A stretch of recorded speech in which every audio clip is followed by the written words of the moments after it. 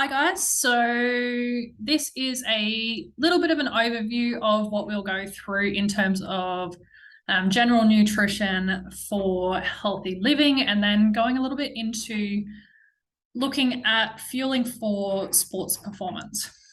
So this is the good stuff, nutrition for life. So first of all, a little bit about me. I am an ESSA accredited exercise scientist, and I'm also an accredited sports nutritionist. So what that means is I work with general healthy populations, looking at improving exercise, sports nutrition, and sports performance. Specifically from a nutrition perspective, I look at nutrition for general health, weight management, and then sports performance. So I just want to make a quick note about the different types of nutrition professionals that you might come across. So our first one is a nutrition advisor, or these are your kind of out of the box nutritionists. So for these professionals, they have usually either done a hobby or small certificate nutrition course, or they don't necessarily have to have done a nutrition qualification at all to actually call themselves a nutritionist. So this is where a lot of the kind of PTs, fitness professionals fit into this box, or a lot of your health coaches. So these people are allowed to give you advice within the Australian Eat for Health guidelines. They aren't allowed to provide you with meal plans or supplement advice at all underneath those guidelines. Our second one is our registered nutritionist. Alternately, this is where I fit in as an accredited sports nutritionist. So we are a minimum of a diploma or a uni degree qualified. We must be registered and insured with an overarching nutrition body. So whether that be Nutrition Australia, or for myself, it's the Sports Nutrition Association. We have an obligation as professionals to maintain insurance and continue our education and training to maintain our credentials as nutrition professionals. And what we're allowed to do is provide nutrition advice outside the Australian Healthy Eating Guidelines for the purpose of preserving general health, weight management, and sports performance. So in my case, that is looking at fueling pre and post exercise, optimizing your energy availability, and also doing weight management and weight cuts for sports like boxing and weightlifting that do have a specific weight requirement.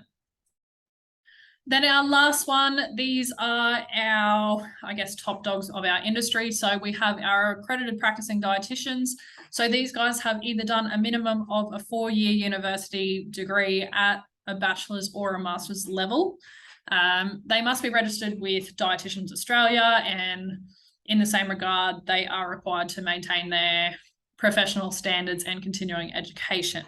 So they have everything that we're allowed to do in terms of scope. So your general health management, weight management, and sports performance, but they are also allowed to provide medical nutrition therapy, and advice for high-risk populations. So this is who you're going to see as an under 18 years old athlete, or anyone that has any form of health condition that may be made worse with diet, essentially.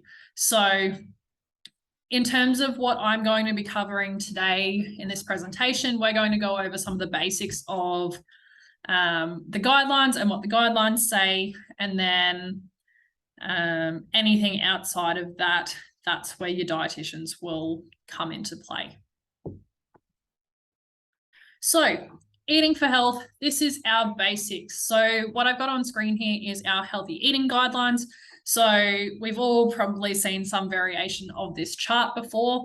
So essentially, what we're looking at is eating our 2 serves of fruit and 5 serves of vegetables, including a wide range of protein sources, so lean meats, fish, poultry, dairy products, eating a wide range of whole grains, so that we are getting our fibre in, and then limiting our intake of highly processed foods, so your saturated fats, added sugars, added salt, and then high caffeine drinks, and then alcohol. So it's just maintaining our overall health. And it's a little bit scary to think about, but only about 7% of people actually eat to these guidelines. So it's something that we can all get a little bit better at in our own regard, but still have room for our own individual nutrition preferences. So I'm going to provide a little bit of an overview of where we can start in terms of fueling for our performance. So just a quick note, there will be nothing specific in terms of recommendations in this presentation. Just giving you a general overview of what nutrients you should be fueling with, what to look for, and a couple of suggestions in terms of things you can use. So where do we start? Our first things we consider are our lifestyle factors. So this is things like sleep, hydration, eating to those general healthy eating guidelines, and then what we are doing for our exercise and what our training load is. What also comes into this, so as school-aged athletes, we also have to account for your overall workload. So how much you are doing at school, what you're doing in your PE lessons, what your stress is like, and then use these to then guide how we manage you as a whole athlete, not just from a performance perspective. Then what we look at is our macronutrients. So these are our proteins, our carbohydrates, and our fats, and I will go into these a little bit more later. Then we have our micronutrients. So these are all the small nutrients that are not produced by our body, so that they maintain your general health and all of your systems. The last 2 points on there are nutrient timing and supplements. I will touch on them a little bit at the end. But again, they are our lowest priority, and without optimizing those first 3 stages, there's not really any merit to looking into those other 2 factors just yet. So the first ones I want to look at are hydration and sleep. So as a general guideline, drinking, we say 2 to 3 liters of water per day, or it's for optimal hydration, you're looking at 0.35 to 0.45 milliliters of water per kilogram of body weight. Or you're looking at until your urine is straw to clear in color. So what happens within our body in terms of hydration is that our body is constantly trying to manage our balance of salt and water. So if you have more of one and less of the other, your body will adjust its process to either hold more water to bring that back up, or to hold more salt to level things, and vice versa. So if you're overhydrated and you have too much water in your system, your body will cause you to release more because you're constantly trying to stay at that level. Now, the way we generally measure hydration is through loss of body weight. So it is measuring the body weight before an activity, and then you're trying to replace the amount of fluid at the end of that activity by weighing yourself again to see how much water is lost. Now, at a junior level, we don't tend to focus on this too highly, but it is something to be really considerate of as well, because dehydration is a very, very serious thing, can have some very serious consequences. So to start with, in a sports context, you're looking at things like muscle fatigue, cramping, and brain fog. So you're losing your concentration while you're performing activities and after, but it can lead to some very serious consequences overall. The second factor here, we're going to look at our sleep. So in general, sleep is where a lot of our recovery processes do happen. So it is very important in the scheme of things. That is where a lot of our stress management happens. So as a general recommendation, so adults require 7 to 9 hours of sleep. Children require more because they are still developing, and that is when a lot of those connections in our brain and our body and our growth does happen. So looking at 9 to 11 hours, and then athletic populations are looking at 10 plus hours to allow for optimal recovery. So when we're looking at our junior athletes who also have to juggle school load, those that are starting part-time jobs, and then looking at training load as well, that is something that we do have to take into consideration, especially for those ones who do lots of late afternoon or early morning trainings, or those that are playing sport late at night, and how that is affecting the recovery processes in between, which I will break down a little bit later. Our next one is our macronutrients. So this is our protein, our carbohydrates, and our fats. Now, in terms of how much we need of each, that recommendation is very individual to each athlete and the particular sports and activities that they are doing. So, for example, someone who has a fairly high training load will likely need a higher protein diet to support their recovery. Or someone who is performing a little bit more high intensity exercise will tend to do a little bit better with a higher carbohydrate diet. So I'm going to break each one of these down. I've got some sources on the screen here of where you can find each of these individual nutrients, but proteins essentially are the building blocks of our muscle tissue. They also play a really important role in our cell structure, and they're an important ingredient in some of our hormones and our enzymes. So from an athlete perspective, we want to optimize our protein intake so we can maximize our recovery. And where people will tend to struggle with this is those who don't eat meat or dairy products, or those who are vegan or vegetarian, and everything that comes along with that. So the easiest sources of protein, we have our lean meats, our eggs, dairy products, so your milk, cheese, yogurts, lentils and your legumes, tofu, and your raw nuts. So obviously things lower on that list are a little bit lower in protein, but a combination of all of those sources can also help us hit all of our micronutrient targets as well. So as a general rule of thumb, to optimize recovery and sports performance, we generally recommend consuming a source of protein every 2 to 3 hours, and that serving size can be anywhere from 20 to 40 grams. So if we think about what that might look like, a fairly standard size egg can have anywhere from 6 to 9 grams of protein. You're looking at 120 grams of chicken breast is about 30 grams of protein. And then if you're looking at things like your flavored milks, those dairy products generally have about 10 to 12 grams of protein per 250 ml serving size. So it doesn't always have to be, I need protein, I need to go out and eat a steak. There are many different combinations of things that you can eat to get that intake in and maintain a really nice balanced diet.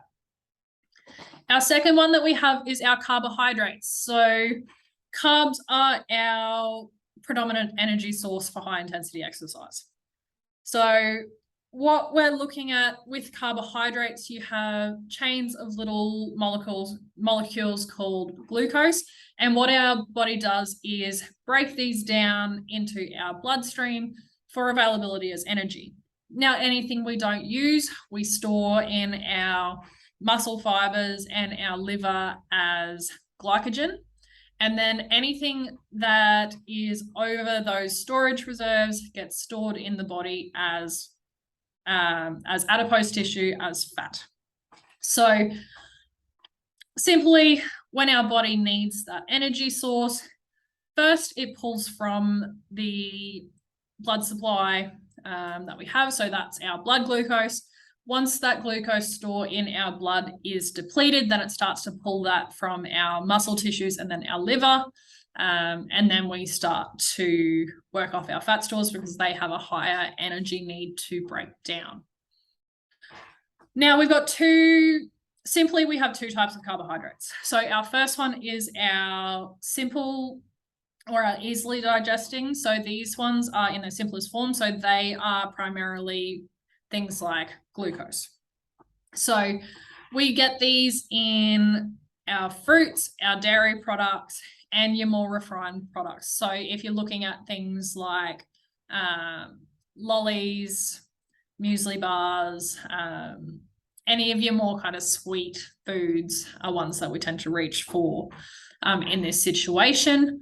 So when we're looking at fueling pre-exercise, your simple carbohydrates are generally the ones that we want to be consuming in that 30 to 60 minutes before activity, just so we're boosting our body's immediate store of energy in our blood sugar. Our second source of carbohydrates is our complex carbs. So these are our slower digesting. So these ones are made up of longer forms of those molecule chains. So you've got your glycogen chains, and these ones take longer. There's more steps for our body to actually break them down to be used as energy. So these are ones that come from our whole grains, our starchy vegetables, your pastas, your rice. And these are ones that will keep you fuller for longer, but they are more likely to fuel you further down the track. So for anyone in an endurance type sport or anyone who does big sporting events, these are the ones that you eat the night before or in the couple of hours before you do that activity to provide you with that longer lasting energy source for your performance. And then our last one we have here is our fats. Now, I want to come right out of the gate with this and say dietary fat and adipose tissue or our fat are not the same. Sorry, go back to that. Our dietary fats are also a really important energy source, one for our brain and our cognition, but also makes up a very important part of our cellular structure and are a very important component of our hormonal function as well, particularly from the female athlete side of things and menstrual cycles.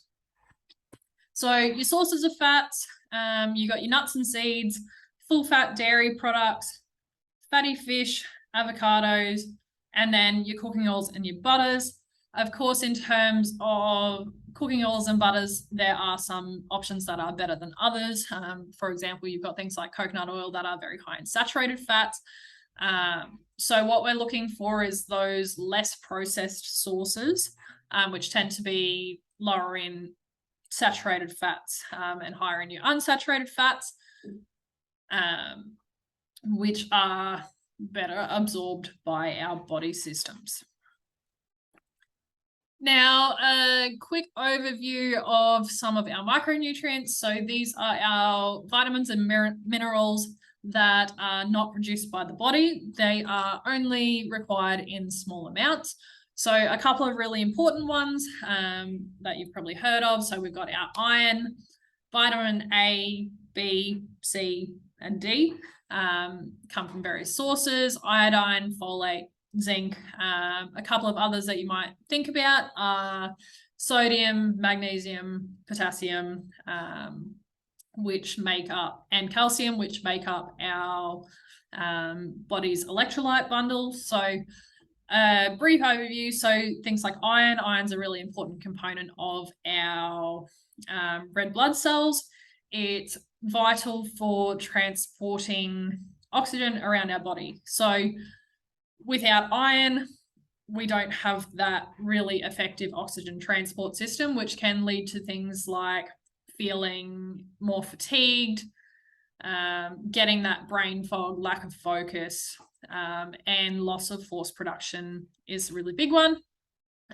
If we look at, for example, our vitamin D, we know that we get that primarily from sun exposure, and being low in vitamin D can decrease our absorption of dietary calcium, which is really important for our long-term bone health and the prevention of things like stress fractures, especially in those who do high repetitive load sports Also really important for our immune system. And then things like zinc. So if we have a deficiency in our zinc nutrients, we are more susceptible to infections, which is particularly important in athletes with a very high training load. As we know, there is a link between high training load and decreased immune response due to having more environmental stress. So, just going to give a quick overview of how to eat for training and competition days and some things that you can be considerate of and things that you can look at. Now, this is based on recommendations from the International Society of Performance Nutrition and a principle that we call the 4 R's. So, pre-training nutrition, what we generally look at is we're looking at something that's higher in those simple carbohydrates. So you're looking at things that have a little bit of a higher sugar content and that are lower in fiber. So we look for low fiber in athletes, particularly pre-event, as it is less likely to cause gut upset. We don't want guys feeling sick pre-event or during events and having toilet episodes in those situations. So what you're going to be looking at here, so a couple of suggestions, things like white bread, you can get muesli bars, colorful cereals are a really great option for these ones, or things like jam, honey, or your fruit. Now, in terms of people who are training or competing early in the morning, we have to train our gut and our stomach in the same way that we train our body to tolerate exercise. So for someone who may not be able to tolerate a high food volume early in the morning, you do have to test things ahead of time and train your body to tolerate small amounts of food. So for example, in this situation, if all you can tolerate early in the morning is eating 1 or 2 small lollies, then that can be enough to boost your blood sugar up in a short amount of time without causing that gut upset. Another really good option in that situation for someone who doesn't tolerate food in the morning is fruit juice. So it's already broken down, it's easily accessible by our body systems and can be used quite quickly as that short source of energy. For those who may be able to tolerate a little bit more food volume, it is also okay to eat a fairly normal meal in the couple of hours before you train or within that hour before you train, as long as you know that your body can tolerate it. So it's a little bit less important for someone that is training later in the day, in terms of what that actual food choice is. Because you will have had those different opportunities of fueling throughout the day. So this immediate window before training is not as vitally important as those who are training first in the morning and haven't had a meal since the night before. Now, post-training nutrition. So if we look at our 4 R's principles, so we have rest.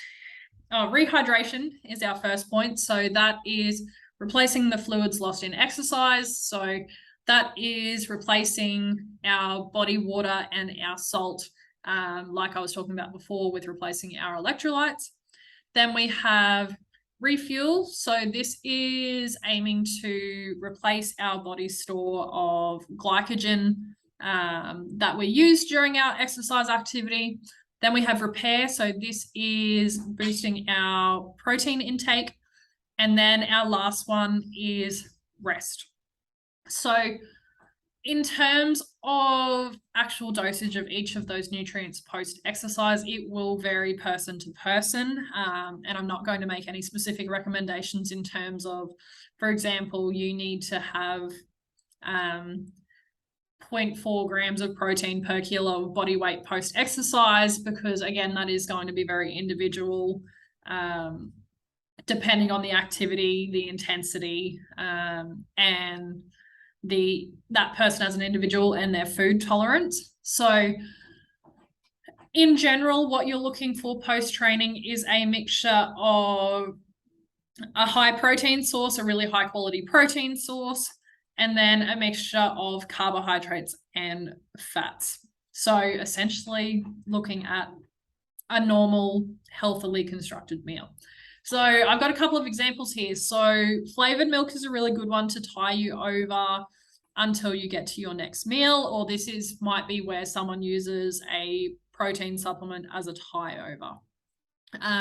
Something like going and eating a normal breakfast after training. So the example I've got here is eggs on toast, looking at you've got a good source of fats and protein in your cheese, you've got a good source of whole grains in your bread, or you've got something like granola and yogurt here, or keeping it really simple, you've got a meat and salad wrap. You'd ideally be looking at more of a whole grain source, but you're looking at getting a mixture of those nutrients in as soon as possible post-exercise. Now, there is a little bit to be said for timing, I guess, of those nutrients. So generally, we recommend eating that first source of protein as soon as possible post-exercise in terms of maximizing that protein synthesis, that uptake of that protein and use for repair and building of new muscle tissue. So the recommendation is that happens within the first half hour to 2 hours post-exercise. So as soon as you can get that proper meal in, that high quality source of protein, the better. If it is a little bit of time post-exercise until you can eat, that is okay, but you just want to make sure that it is coming from high quality sources. The other thing I want to note there is that the intake of a high amount of saturated fat post-exercise has been shown to decrease our muscle protein uptake. So it is really important that we're being considerate of what exactly we're choosing. So we're not going out and finding something really greasy or deep fried or processed as our choice of post-exercise refueling. Now, a couple of tips for fueling on competition days. So this is particularly important for those of you who do long, intense events or have multiple events across the space of one or multiple days. Essentially keeping our diet as close as normal to possible, and not introducing new foods on comp days are the top two, because you don't want to be introducing anything new that might cause gut upset. And essentially in this time, it's good to have a test of your competition day diet, so that you know how your body will react to it pre and post exercise or during exercise as well. Keeping your fiber intake low, close to races. So like I spoke about before in terms of preventing gut upset, that one is really important, and you can get that in later in the day. And then trying to space our protein intake across the day. So you're not just trying to eat 100 grams or a whole day's worth of protein at dinner post-exercise. You're trying to spread that out throughout the day so your body does have that source of repair happening throughout your events. One of the last points that I'm going to talk about is energy availability. Now, I'm not going to go too deep into this, as this would be where I would refer you out to our medical professionals and our dietitians for management, but just something to be very aware of. So energy availability is where you're essentially looking at the energy you take in and the energy put out, and you want that to be in balance, essentially. Or for those of you that are very high load athletes or have very high intensity, you essentially want your energy intake to be slightly higher than the energy that you want to be put out, so that you can maintain a high level of performance for as long as possible. So what we look at in terms of low energy availability is your body starts to downregulate its normal processes. So as you can see on the screen here, there is a lot of different consequences of low energy availability. And what we're looking at is trying to reduce the likelihood of developing what we call RED-S, or that's relative energy deficiency in sport. So some of these consequences are decreased physical performance, increased risk of injury, decreased training responses, so you're not getting those training adaptations that you would like, impaired judgment, so that's decreased brain functioning, decreased coordination and concentration, irritability, so you start to get some of those as a response of those cognitive functions being lower, you start to get those changes in mood. We've got depression, decreased glycogen stores in your muscles, so you don't have that energy to pull from, decreased muscle strength because you will start to lose muscle mass as well. So a couple of notes about who is at more risk of this. So anyone who's got a lower body mass, so sports where body image is a large factor in it. So things like swimming, gymnastics, dancers are the big ones, or your endurance athletes. So those of you who have really high training loads and not necessarily a lot of recovery time between sessions as well. And then we have our female athletes. So the other side of this that we have is called the female athlete triad. So that involves changes in or down regulation of our female specific hormones. So that's your estrogen, progesterone that drive our menstrual cycles. And this can lead to decreased bone mineral density. So you're losing that density of your bones. You're a lot more prone to things like stress fractures and bone breakages.